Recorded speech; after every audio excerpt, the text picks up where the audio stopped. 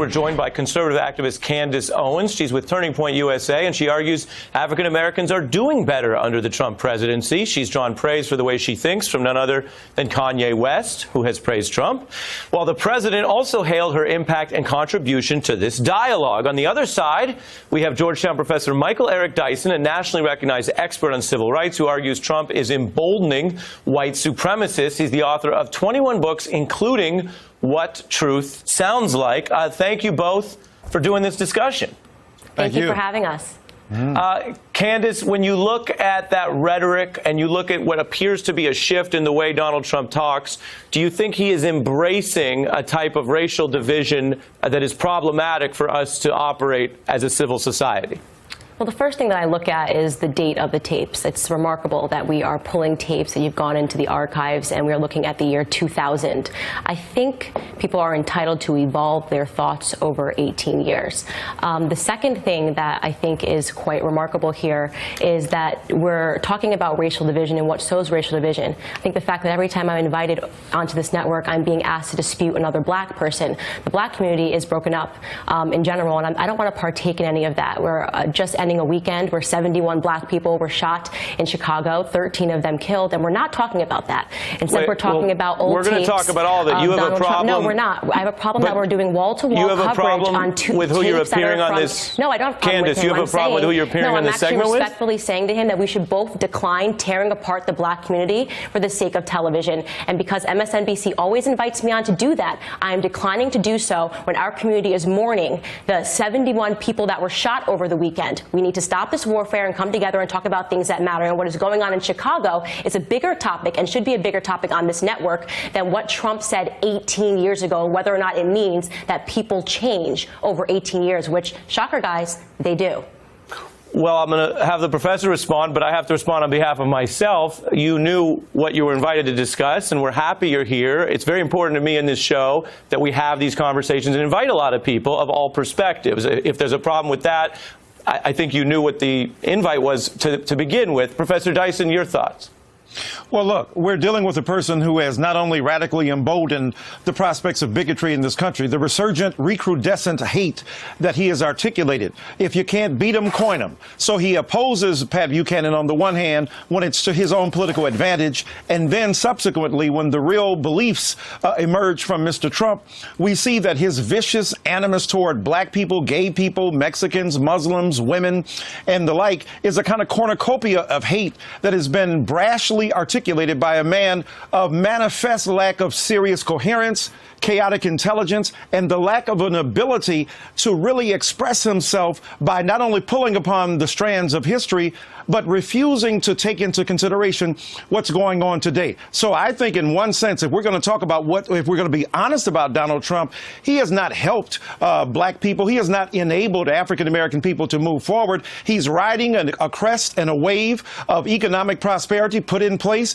by his predecessor, Barack Obama. He has refused to acknowledge the centrality of police brutality and unarmed black people being assaulted by people in this country. So the reality is that Donald Trump, while claiming through rhetoric to be for the blacks, what he has done is undermine the capacity of African-American people to exist in a country where it's not only about the economic facts and the wherewithal that we contend with, it is about the tone, it is about the rhetoric, it is about the atmosphere that has been unleashed here. And Donald Trump has done something very dangerous and destructive. He can't see the difference between an anti-fascist and a person who supports it. He can't see the difference between somebody who's against black people and who is for them. So when he draws false equivalencies between both sides, he negates the ability to say, look, I believe in rational civil discourse in America, but I take a side morally and politically. We are now 53 years to the date. For a quick second. 53 years, let me finish this. 53 years beyond the date of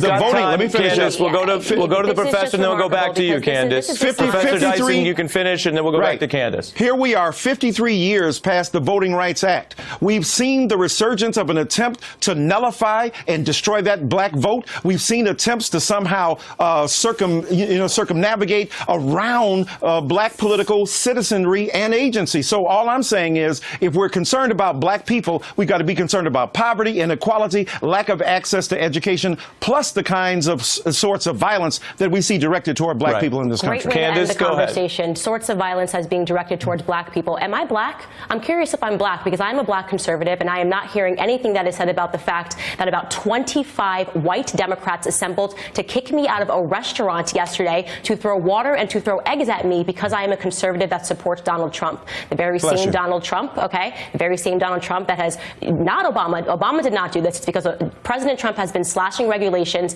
and it has brought this economy to a place it has never been at, okay? We have unemployment that's an all-time low for both women. You brought up women, you brought up gays, you brought up black people. Unemployment is at an all-time low across the board. You guys refuse to acknowledge the truth that we are doing better. You want to talk about fascists? Antifa attacked me. This is an all-white gang that attacked me and attacked an all-black police force in Philadelphia, okay? And they claim to be fighting racism. How is it plausible, Professor, that you allowed this to happen to your community because you decided that because we are ideologically conservatives, you are okay with this? You're okay with the resurgence of the Democrats? I haven't said a word. Don't cut me off. I haven't said a word. You just said a lot of words. I didn't say a word. Actually, if somebody was counting, I said nothing about you. Now you're cutting me off. I said nothing about you. No. I find what happened to you reprehensible, by the way. I still have to keep it going. Candace, we're going to take a pause. No, Candace, I didn't get to finish. You just went on for 5 minutes straight. You are attacking your argument that you just made. But if you're calling out the professor, I have to give him time. So Candace, go ahead. Liberals have been attacking conservatives, and you guys say nothing about it. Blacks were attacked yesterday, okay? And they were attacked because they support Donald Trump. Black support for Donald Trump has doubled since this time last year. You guys can try to pretend that he is pushing in a racist era in this country when, in fact, we know the Democrats are the racists, have always been the racists. The parties never switched, and you should know this as a civil rights person. You know the history. You know the people under the hood of the KKK. Let me respond. Were Democrats, and the party never switched. And Candace, I'm going to give the professor a chance to respond. You should defend what happened to me yesterday and defend our community being attacked because we support Donald Trump, because we understand that we have better economic opportunities under him than we ever had in Obama. And shame on you for spreading in Obama. Candace, I'm going to give the professor a chance to respond. Under his administration, he allowed the bloodshed, and Trump wanted to send the National Guard, and the Democrats stopped him. I'm really done with this. I'm done with this I don't want to racist have narrative. to talk over people, but we have to go back and forth. Let's talk about the facts. And Candace, we're going to have to take a pause there. Couple things. You're making a personal attack on the other guests, so I have to give them a chance to respond. Let me respond. First of all, I also have to say, and said. Professor, I'm going to go back to you. I also have to say the topic of this discussion that we have tried and perhaps are failing on live television to discuss is Trump policy. The incident that you're referring to yesterday is not necessarily this topic. It's a Democrat policy. And so we'd have to gather more information. Go up to them. It's So I'm going to go to the professor.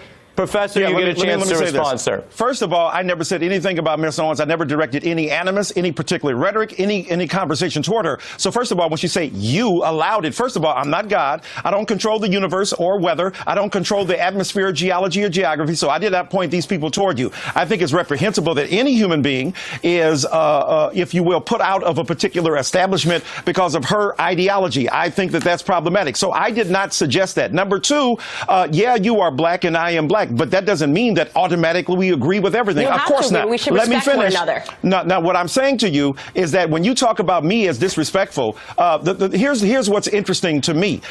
You have come on here and, like Donald Trump, reduce everything to narcissistic self-preoccupation and articulation of your. Let me finish.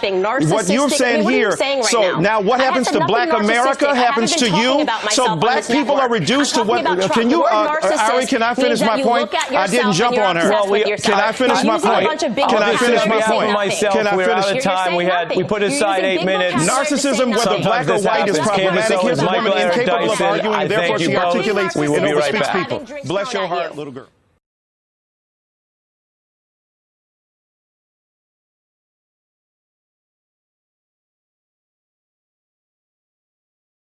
An articulation of your. Let me finish. What you're saying here. So now, what happens to Black America happens to you. So Black people are reduced to what? Can you, Ari? Can I finish my point? I didn't jump on her. Can I finish my point? Can I finish? Of the culture can't even get recognized. That's what happens when you live in the era of the hocus pocus. Now, y'all know what it is. Y'all know what it is. That's why we're here for these children, living under the tyranny of a repressive fascist indifference to black life. That's why our black children must be elevated. That's why Susan Taylor must be recognized. We stand in a culture where a man gets up every day at 5:30 in the morning, excreting the feces of his moral depravity into a nation he has turned into his psychic commode. So I'm honored to be here tonight to celebrate with this brilliant, beautiful, phenomenal, formidable Tamron Hall. We don't need y'all. We need us to celebrate one of our gifted ones and one of our geniuses. And Susan Taylor could be sipping mint julep somewhere on an island. Instead, she is devoted at her young, tender age. It's a palindrome. She ain't 72, she's 27, and she looking good. She is chocolate charm. She is the embodiment of our ebony ecstasy when God's dark imagination is flung against the horizon of infinite possibility. She is the product of that.